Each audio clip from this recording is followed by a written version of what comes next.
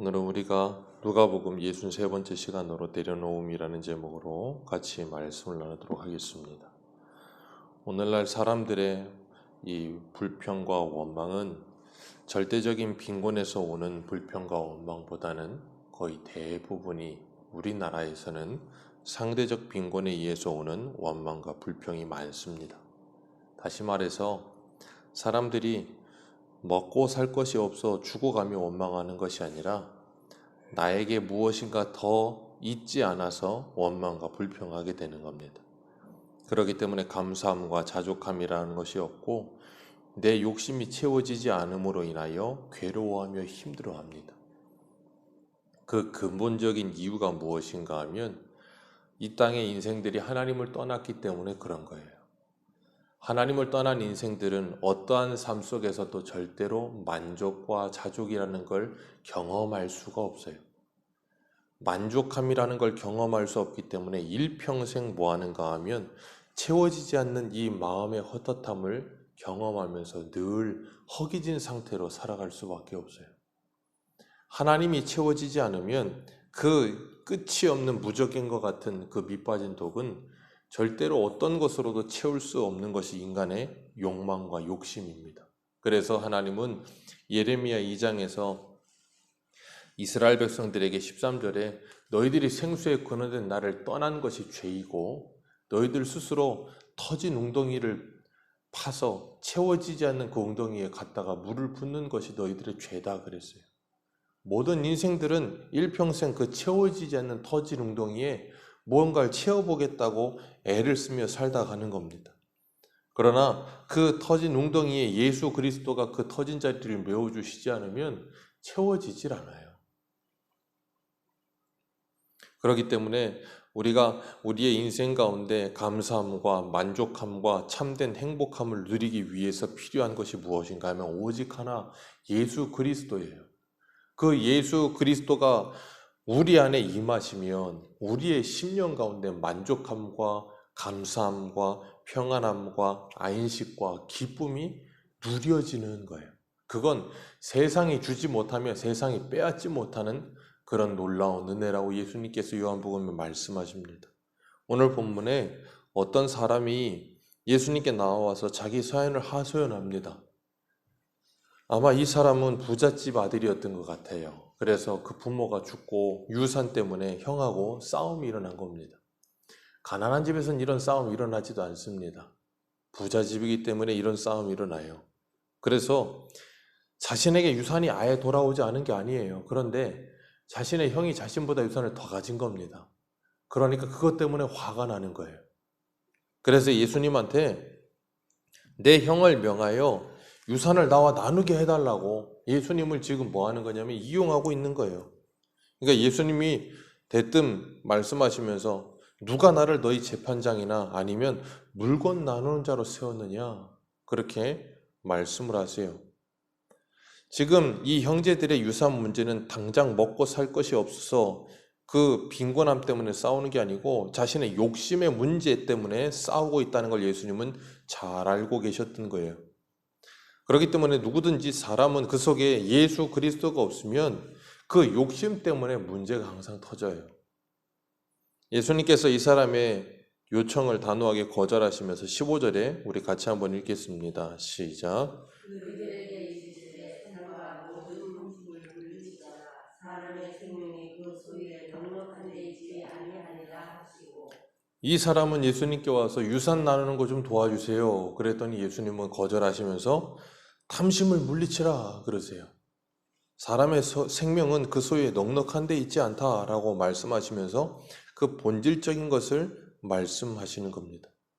이 사람은 형이 만약에 예수님이 가셔서 형에게 이야기를 해서 유산을 더 나누어 가졌어도 아마 그 나누어 가진 걸로 만족 못하는 인생이에요. 절대 만족 못할 겁니다.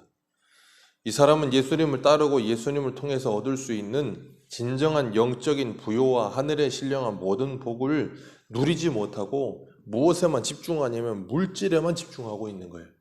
그러니까 지금 예수님이 지금 눈앞에 있는데도 불구하고 예수님으로 만족을 하지 못하는 거예요. 왜냐하면 그 예수님이 어떤 분이신지를 모르기 때문에 그러는 거예요. 마치 이 누가복음 17장인가요? 집 나간 탕자 말고 집안에 있던 큰아들과 같이 아버지와 함께해서 모든 것이 자신의 것임에도 불구하고 아버지에게 원망과 불평하는 거예요. 왜 나에게는 염소 한 마리도 주지 않느냐.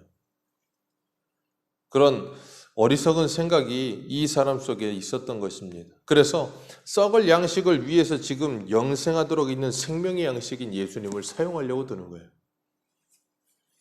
이 사람의 초점은 예수님이 아니고 그 유산에만 초점이 있는 겁니다. 그렇기 때문에 그 사람에게 참된 그 내면의 영적인 부유함이란 찾아볼 수가 없는 것이고 가난함밖에 없는 거예요. 그러니까 뭐예요? 일평생 더, 조금만 더 그러다 가는 거예요.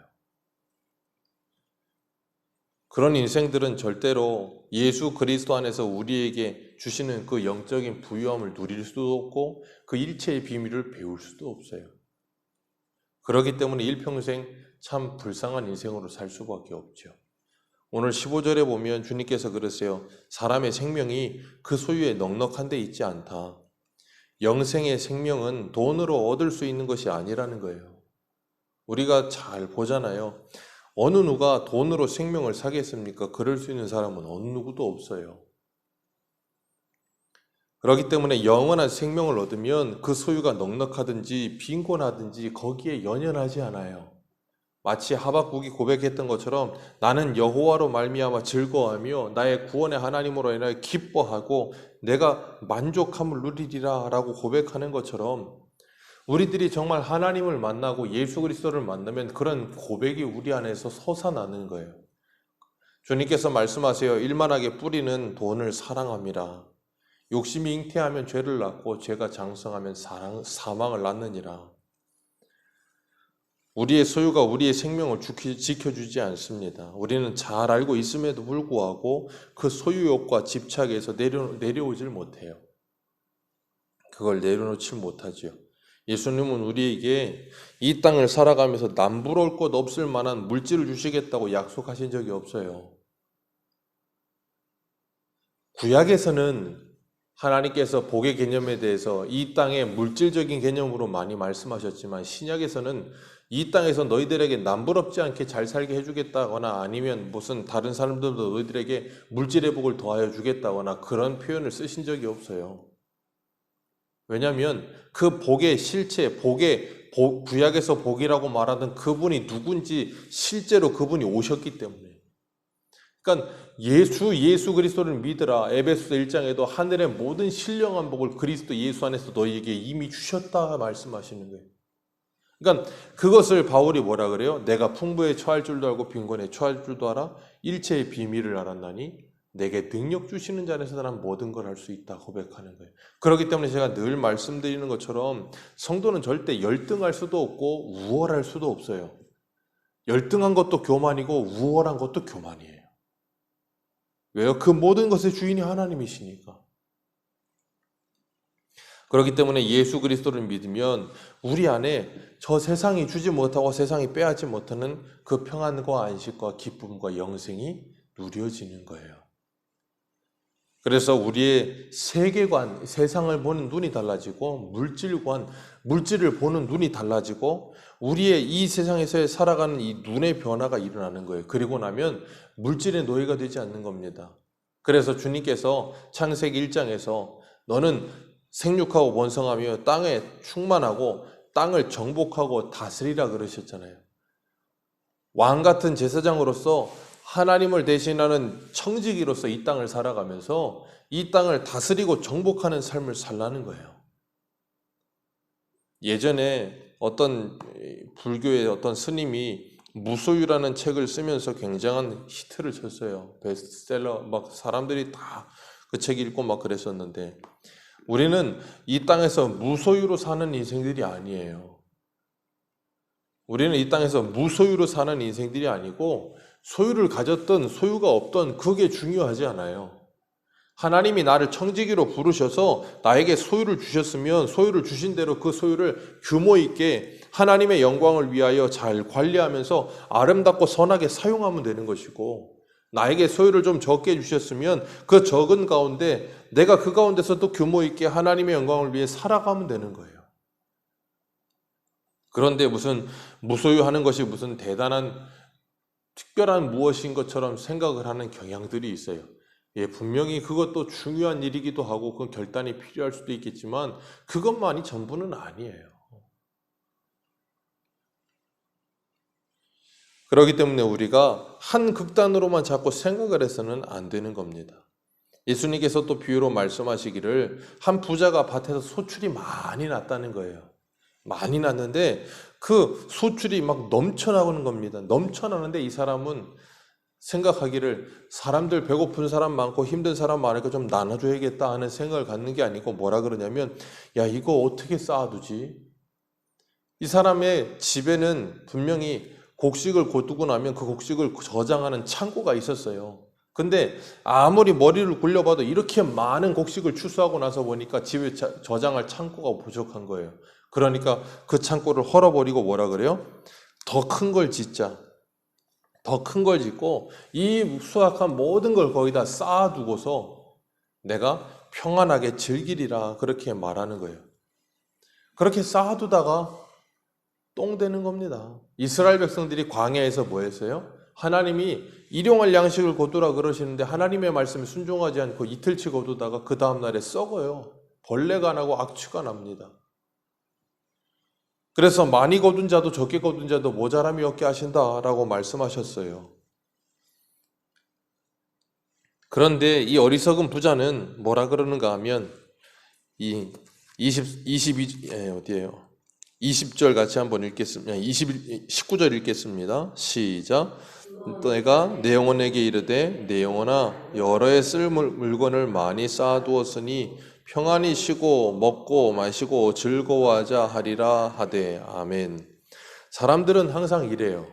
어떤가 하면 자신이 영원히 살 것처럼 생각을 해요. 그러니까 저 물건을 가득히 쌓아두기만 하면 그 쌓아둔 물건이 나를 지켜주고 그 쌓아둔 물건이 나를 영원히 편안하게 해줄 거라고 생각을 하는 거예요. 그러니까 우리나라 사람들이 하는 말로 남자가 지갑에 돈이 있으면 어깨가 펴진다는 말을 하는 거예요. 왜? 그 돈이 나를 지켜주고 그 돈이 나의 힘이라고 생각하니까. 그런데 주님께서 말씀하세요. 내가 만약에 오늘 저녁에 네 영혼을 가져가면 그 쌓아둔 모든 것이 누구 것이 되겠느냐 그러세요. 예수님은 이 동생에게 뭘 지금 가르쳐주고 싶으신가 하면 진정한 부요가 뭔지 아느냐 그걸 가르쳐주고 싶으신 거예요. 진정한 부요란 네가 유산 나누는 거 도와달라고 찾아와서 말하고 있는 네 눈앞에 있는 나 예수 그리스도를 소유하는 것이 진정한 부요다 말씀하시는 거예요. 예수 그리스도 안에 있어야만 그것을 얻을 수 있다는 걸 가르치시기 싶어서 이 말씀을 하고 계시는 겁니다. 그러지 않으면 일평생 부유하지 못해요. 일평생 가난합니다. 뭘 얼마나 가졌든 갖지 않았든 중요하지 않고 항상 가난해요. 그러니까 그런 사람의 마음속은 지옥일 수밖에 없어요. 평생. 그렇기 때문에 우리가 기쁨과 즐거움과 만족은 소유에 있지 않음을 알게 하시고 우리가 이 땅에서도 느끼잖아요. 이 땅에 부자들이라고 많이 쌓아뒀다고 그 사람이 항상 즐거운가요? 아니에요. 왜 부자들이 마약을 하고 정말 일반인들이 생각할 수도 없을 만한 극에 달하는 그런 쾌락을 쫓는지 아세요? 만족이 없어서 그래요.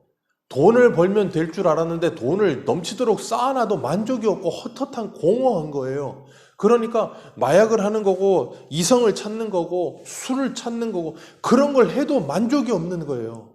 그러니까 사람이 어떻게 돼요? 점점 망가지는 거예요. 왜? 아무리 찾고 찾아도 없으니까. 사단은 우리로 하여금 끊임없이 그 집착과 소유를 놓지 못하게 만들어요. 그걸 붙들면 만족이 올 줄 알아요. 우리는 일평생 해봤잖아요. 내가 어려서부터 지금까지 몇십 년을 살면서 내가 저걸 가지면 내가 행복해버리라 하는 그런 생각을 가지고 가져봐야 며칠 못 가요. 유한해요. 무한할 수가 없어요. 가져도 몇 년 지나면 쓰레기 됩니다.